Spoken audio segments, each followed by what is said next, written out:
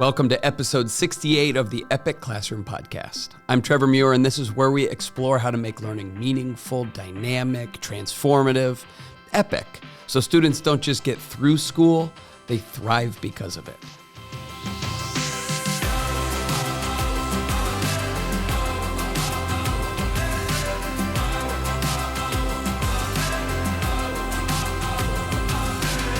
All right, welcome back to the podcast. I want to tell you about a project I once did with my students. So I had these content standards that all were kind of connected to the theme of tolerance. Like we had standards on Middle Eastern conflict and religious conflict. These are all social studies standards that if you had to boil down how they all relate, it's about how do people get along and not get along throughout history, and how do we apply that to our world today? So these are content standards that I needed to cover, and I wanted to figure out how can I get my students really invested in this content, in this subject matter. And so I kind of did some brainstorming, and it wasn't long before this that I learned about jigsawing, the pedagogical technique where you have students learn a topic and then go to another part of the room and teach that part of the topic to somebody else in the room. And so students are really kind of owning and controlling the teaching of the content that you're teaching. So it's not just the teacher producing the content, it's actually coming from the students. And I had just really formally learned some techniques to do this really well, and I was falling in love with it, and students were liking it as well. And I thought, wouldn't it be cool if students could jigsaw with students outside of our classroom? And prior to this project, earlier in the year, my students had already went and taught something to younger students in our school district. So I thought, well, what if they taught something to students who are older than them? And these were high school sophomores. And I guess I could have gone to an older grade in the school, but I was like, well, what if we went even further? What if my students went and taught local college students some of the content that they're learning? But then I'm asking, how could they do this? Like, what's a reasonable way for students to go and teach college students, and what would be a good reason for them to do that? Because if I say, hey, just go to some local college students and teach them about these content standards, my students might be like, why? What's the point of that? Well, I also had a connection with a local college in Grand Rapids where I live called Aquinas College. It's where I went and got my teaching certificate, my advanced degree. And I thought, well, wouldn't it be cool if my students connected with students within that program? And so I called the dean of education there, and I said, hey, I'm an alumni from Aquinas, but I'm also a teacher in town, and I would love for my students to connect with your students. Is there anything we could do here? And she was all about it. She was like, I love that. And so she came during my planning period, and we sat down and I talked to her about some of the content my students have, and we did some brainstorming together, which, by the way, was completely voluntary on her part. She was very happy to connect with a local school. She's in charge of the education department at the college, and so this is really relevant work for her. And so she said, yes, I just had to reach out and ask her. And so we were talking about it, and we kind of stumbled on this idea. What if my students could master this content we give them, and then they could convert it into lesson plans about how they would want to be taught this content? Right? Because my students know that there are traditional ways of learning content, but then also in my classrooms and some other teachers' classrooms, they've been exposed to alternate ways of learning content, whether it's group projects or simulations or hands-on activities, things that are more compelling and meaningful to them. They'd experienced that before. And so they were just like, yeah. The idea was like, well, what if you took this content and you thought up a compelling way of how you would want to be taught it? And then what if you took those lesson plans you design and we go to an actual college nearby, to this Aquinas school, and you go and present your lesson plans to future educators, just to give them a taste of what students want, how they like to learn, what they respond to, what they find engaging and effective. What if you went and did that for future teachers, knowing that it's possible that these educators could potentially even be your teachers before you're done with high school? But then also knowing that, hey, you are helping equip them to be better educators for all of their students for the next potential 30, 40, 50 years. Like, you can have a real impact on local educators. So that's what we came up with, the dean and I. And we were like, let's do this. Like, this could be a way for my students to want to learn this content. And so the dean, her name is Nan. Nan came in on a Wednesday, and she was the guest speaker to kick off my class that day. And she said to my social studies / English students, it was a cross-curricular course, she said to them, I have all of these pre-service future teachers, and they're learning some really great techniques about how to teach, but they've never heard from students about how they want to be taught. And so I was wondering if you guys could come to our college and share some of your expertise as students with them. Would you be willing to do that? And so she pitched this big idea, this problem to my students, and their eyes lit up about it. They were like, wait a minute, college students? Right? Like, I don't know about you, but like when you're a high school sophomore, going to talk to college students is a really big deal. In the same way as if you've ever taught elementary and you said, we're going to go talk to middle school students or we're going to go talk to high schoolers, that's kind of an intimidating big deal. Well, we had the same effect with my students. And so she said, your teacher, Mr. Muir, is going to give you some content. I want you to design lesson plans based on that content. And I want to make sure that you are teaching my future teachers how you would want to be taught a big idea like tolerance and getting along with others by using content. So there's your assignment. I will see you all in a month. And then she left that day, and my students now had this really big task. We needed to master this content so that we could convert it into lesson plans, so that we could go present those lesson plans to actual pre-service teachers. That was their task. And so I told my students, we've got a lot of work to do. And I've found to be able to create a lesson plan out of something, to be able to teach content, you've got to learn it really well yourself. And so we're going to research this content. We're going to organize it. We're going to write it down.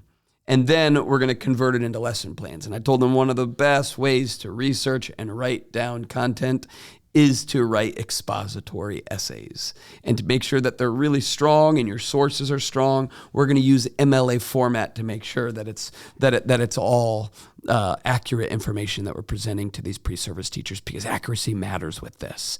And so we're going to have to learn how to write research papers, and we're going to have to learn how to find good information. And then we're going to have to learn strong pedagogy and how we would want to be taught this kind of material. And that was it. And so for the next month, my students were diving deep into a set of content that I gave them. I gave each group specific sets of content from these content standards, and they were researching, and they were writing, and they were peer editing. And this looked very, very traditional, but now there was this direction for their work. There was this strong underlying reason for doing all of this research and composing these essays. And then they were in groups, and they were taking what they learned from writing the essays, and they were designing things like simulations and hands-on activities and projects and storytelling and video projects and all of these different things that their groups had the freedom to come up with. And I gave them certain criteria, like whatever you design has to be supported by research. It has to have certain elements and components to it. There has to be a text tied to it, blah, blah, blah. Like this was still school. Right? It was still making sure that they were going to do well on the summative assessment coming at the end of this project. They still needed to make sure that they were going to do well when they took the state test on this content, which they were going to be tested on. Again, it's still school. This was public school. There are standards that have to be covered. But now, again, there was this driving motivator behind it. I'm not just learning this content because Mr. Muir says I have to, or because some legislators put it into the Common Core, right? Or because that's just what you do when you're in 10th grade. No, I'm learning this content so that I can go and help a pre-service teacher become a better educator and serve kids just like me, right? That was the big motivator. And then after doing all of this work and designing their lessons, I had them create websites using free tools like Wix and Google Sites. They created websites where they housed their lesson plans, and they created QR codes so that anybody could scan the code and it would take them directly to their site. And we took those QR codes and printed them on slips of papers, and we got on a school bus that the college paid for. Because again, the college wanted to be a part of this. It's good for their future teachers. Also, let's be honest, this is a really strong recruiting tool for their college. They're getting a bunch of students to go there and see what their college looks like and potentially sign up and enroll there at some point. And so they were like, yep, we'll fund the bus. And so they funded a bus for us, and we piled up and we went to Aquinas and we did a tour of the campus. And then we went into some classrooms, and my students presented their lesson plans to actual future teachers. And it was awesome. It was so good. And the future teachers loved it. They loved getting to hear from actual students, local kids, and hearing their ideas. And my students took it serious. I required that they put on their very best outfits. They had to dress up for this. They needed to look the part. When we do serious things, we need to look the part. We need to be prepared for it. And so my students did it well, and they presented, and they communicated, and they collaborated, and they learned the academic knowledge. And they did this work really well. And we got some great letters from these future teachers after this, just appreciating my students for coming in and doing this work. And what's so interesting to me is after the end of every school year, I always had a routine of asking students, what was your favorite unit or project that we did together this year? And if you've listened to this podcast for a while, you've heard some of the different projects we've done, from the World War II project, where students created documentaries for actual veterans and showed them, from students creating tools and resources for refugees, from all these different cool things that we've done. And I'm telling you, every year we ever did this Aquinas Tolerance Lesson Plan project, every time, almost 100% across the board, when I ask, what is your favorite project from this year? Students say the Aquinas one. And that's funny to me, because honestly, most of that project was writing a research paper, right? Like, there was obviously some time to developing the lesson plans, but that was not nearly as much time spent on how to find proper sources and how to, write claim evidence reasoning and how to cite your sources and MLA summative and formative assessments. And it was so academic in nature. And, all of my projects have the content tied into them. But this one was just like fully integrated, right? Like there was very little delineation between learning the subject matter and doing the project task. It was all tied together. And yet students loved this project more than any other in the year. And I have to ask, why did they love it so much, right? What was it about writing a research paper and condensing that information into lesson plans for future teachers that grabbed them so much? And I think the primary motivator is because it was so relevant to my students. They have been through plenty of school that was not compelling to them, that didn't feel meaningful and wasn't embedded with purpose. And the truth is, school should always have some purpose to it, and it usually does, but it's not always communicated what the purpose is, or it always doesn't feel purposeful to students. Oh, I'm just learning this because that's the point of the content calendar that we're at, right? That doesn't necessarily compel them, but now it's like, no, they know what school isn't for them, and they know what it can be because they've tasted that as well. And now they're getting an opportunity to use their own voices to share that with others. That's meaningful, right? That's empowering. That's saying, I trust you, and I trust your expertise to do something with what you're learning here, right? They were applying their learning, and they knew it, and that upped their motivation. There's something about an authentic audience, knowing like, oh, I'm not just doing this for my teacher in the grade book. The grade book isn't the only audience here. No, my audience are actual people, right? That ups the ante for them. That makes them invest more time and energy than they would have if there wasn't some type of authentic audience for them, right? Like authenticity ups the ante for all of us. I know it certainly does for me, right? Like I know that when I have a speaking engagement, and I'm going to have to go and present ideas and information and stories and data and research and techniques to a group of people who are already well equipped with knowledge and techniques and research and data and expertise and wisdom. Whew, that ups the ante for me, right? It causes me to put in more effort in my preparation. It causes me to feel, and I'm telling you, I have spoke to hundreds of groups at this point, and yet every single time I still feel a little bit of an anxiety about it. And it doesn't matter if it's content I've covered before or if it's a similar type of group I've been with, I always feel a level of anxiety. And I've over the years learned to actually appreciate this anxiety. It's not a bad anxiety, right? It's anxious energy. And I've learned over time that I can harness that anxious energy and allow it to manifest in a positive way. It ups my own enthusiasm. It causes me to work harder in preparation. Not necessarily worrying, but thinking heavily about what's coming up makes me feel like, I want to make sure that I am super confident about this so that I do this work well. And so I'm going to put in a little bit more time.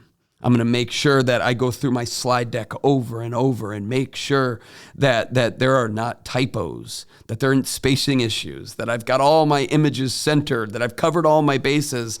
And it's like, that I wouldn't, and I'm just being honest, I wouldn't necessarily do that if there wasn't an audience for my work, right? If I was just creating a slide deck to practice and then I wasn't using that slide deck in person, I probably wouldn't put the same amount of effort into it. But it's like, no, when people are paying me to be there, and there's an expectation that this time is going to be worthwhile, it's like, you know what? I'm going to put in my very best effort. The same goes for students, right? When they know there is an authentic audience for their work, they are going to put in more effort.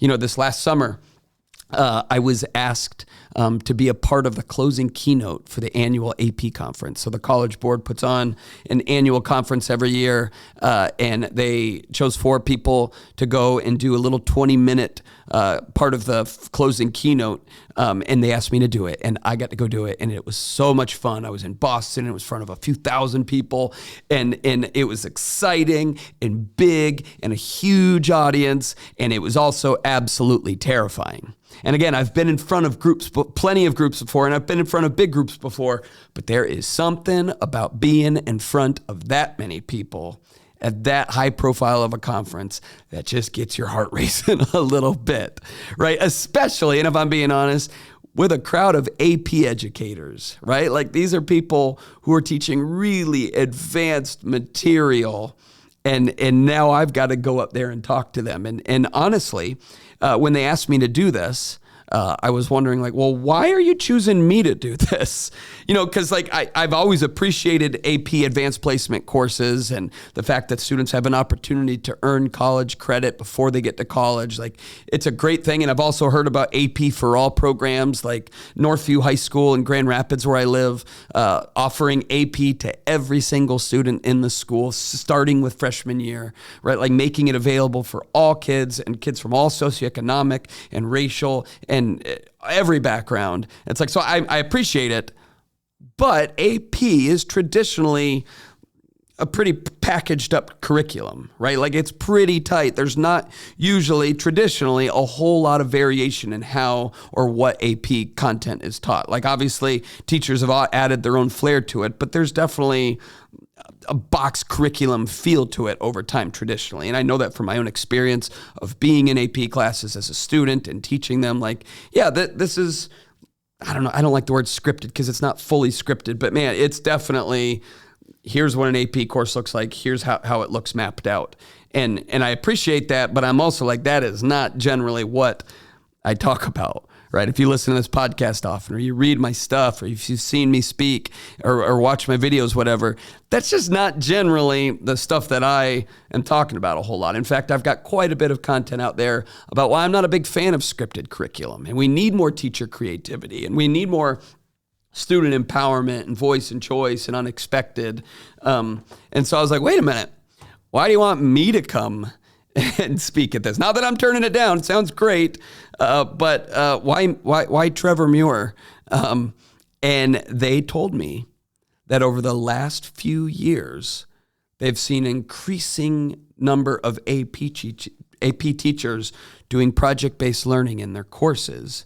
And those teachers who are doing PBL, project-based learning, in AP classes, they are seeing students engage at a higher level and even pass the AP exam at a higher rate. Students are passing AP classes more when they are learning the content within the framework of a project than students who are not. And so they said, knowing that we got this data, this research that's showing how effective it is in AP classes, we want to make sure that our AP educators know about it. And so therefore, that's why we want you, Trevor, to help with this. I was like, oh, I get it. Well, sign me up. And this is what I've been talking about for years is PBL isn't just about developing content or collaboration skills or critical thinking or communication or some of those other things that come with projects. It's also about learning the content at a deeper level, because there's something about authenticity. Having a purposeful audience for your work, you're applying it to something. There's something about applying the knowledge in an authentic way that helps you learn it at a deeper level. There's brain research that shows how our brains connect to purposeful outcomes. And then there's just loads of data that shows that when students are doing authentic work, it affects the way that they develop cognitively. And it's like, oh yeah, that's why we would do it in an AP classroom, but that's also why we would do it in elementary classrooms, and middle school classrooms, and math classrooms, and science, because project-based learning is ultimately authentic learning. I mean, who cares what we call it? We can call it PBL, we can call it authentic learning, we can call it epic learning, who cares? We call it whatever, we can just call it like, yeah, I try to give purposeful motivators for my students to work towards while they're learning content. Right? So that just gets me so excited that we're starting to see more and more movement in that direction. In fact, and this is really exciting, I want to share with you, and maybe if you're an AP educator, I'll get to meet you there. They invited me to come back, and now I get to do the opening keynote at the AP annual conference next July in Las Vegas. So it's going to be, I believe, at the Venetian, the AP annual conference, and I'm going to be doing the opening keynote there. And of course, we're going to talk more about how do we make learning more authentic, and how do we do it in a way that works for students but also works for educators. Because I've found over and over that when I'm doing authentic work with students, like taking them to a local college and helping them actually affect other teachers, it fills my cup more. Because not only are my students doing this good work in the world, which feels good and gratifying as an educator, they're also more engaged in learning the content more, which feels gratifying as an educator. So it's good for me, and that's what I'm going to talk about. And we're going to talk about it in depth, and I'm also going to be leading a full-day workshop on project-based learning at the AP conference the day fore. So that'll be in July, so feel free to go and look that up. But as I'm seeing more and more movement towards this type of learning, I realized that training and how to do this type of work is kind of limited to the schools that bring in people like me, or whether it's the Buck Institute, PBL Works, or somebody else. It's if your school or district brings somebody in to teach you on it, then it's like, okay, then I can learn it. But if not, it's kind of like figure it out as you go, which can absolutely work, by the way, right? Like if that's all you have access to, good. I mean, like, go do it. Try to figure it out. There is plenty of stuff on the internet where you can kind of piece together and figure out how to do it well. How to tie in content, not just do projects at the end of a learning experience, but to make the learning experience based in the project, this problem students are solving and tying in content well. You can figure out how to do it, but if you want to make it easier, it really helps to do it alongside other people and learn some processes that absolutely work. An answer to that, like, well, what about the teachers who don't have schools that bring people in? I'm going to start holding my own PBL workshops all over the country. This is so exciting, by the way. I've been so excited to announce this, where anybody is welcome to sign up and come.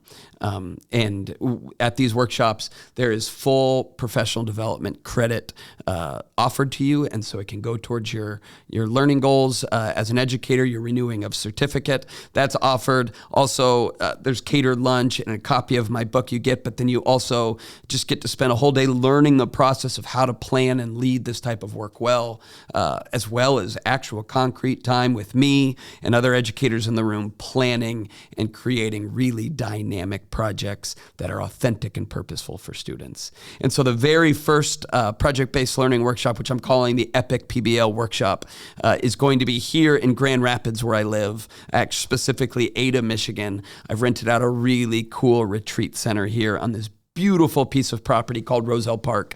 And it's at this beautiful place where we're going to spend the entire day together doing this awesome work. And it's going to be catered by the best taco place in Grand Rapids. Like I said, you'll get a copy of my book, and we'll spend the whole day together there. It's going to be on March 9th here in 2026. This is the very first one, and we're just going to see how it goes. And then there'll be some other ones offered in different places. I think the next one will be this summer in Nashville, and then so on and so forth. But I'm going to start doing these because I just want to make sure that if people want to learn how to do this well, and if you want to do it with me, there's a place to do that. So the first one, if you live in the Midwest, or you're feeling a little ready for a little road trip or maybe even a plane trip, people have come to those before on planes. Feel free to fly into Grand Rapids and spend some time on March 9th with me. It's going to be awesome, and I'd love to have you there. And if you need help getting permission from an administrator to come, I've drafted up a whole email on my website that you can send them that kind of explains the workshop and what's offered. If you're a Michigan educator, you can get sketchies, 6 sketchies for it.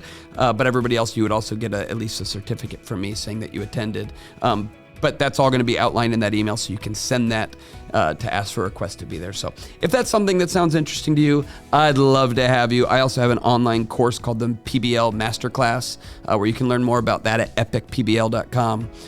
So anyway, if you want to find out about the in-person workshop, you can go to trevormuir.com/pbl-workshop, where you can learn more. I'd love to have you there. And also, I'm also not an ostrich with its head in the sand. I'm aware that not everybody can make things like this happen. And so if you just want to learn PBL with what's out there, do it. Go start researching, go reading. Maybe read a book on PBL. My book, The Epic Classroom, kind of lays out my philosophy on PBL and some of my best practices for doing it. Just read a simple book and just try it. Because I'm telling you, there is something so special about seeing students who are motivated by what they're doing in the classroom. And it's also just fascinating to see how much more they learn the content and subject matter when there's a good reason for learning it, when there's an authentic audience. So there you go. That is what I wanted to talk about today. If you're an AP teacher, I'd love to see you in July at the conference. If you are any type of teacher, I would love to see you at the first Epic PBL workshop on March 9th. Or at a future one, which of course I will make available to you. You can go learn more about all of this stuff at trevormuir.com or at epicpbl.com for any of the PBL stuff I do. And also, if you like this podcast, would be honored for you to share it with anybody else. Or if you want to read more on any of the stuff I talk about, you can find it on my website, on my blog, where I try to put everything written down. So anyway, thanks for listening to the podcast. Keep doing good work with your students. I've said it before on the pod, and I'll say it again. When I say epic, I'm not talking about big and giant and magnanimous learning. That's not always good. Sometimes we need quiet. We don't even need collaborative all the time. Sometimes work's individual, but that's not what epic means. Epic doesn't mean huge. Epic means story. And at the heart of any good story is a purposeful problem for students to solve. And that's what project-based learning is. That's what epic learning is. So thanks for all the good work you do to make learning a story, to make it epic. Thanks, everybody. Talk to you next time.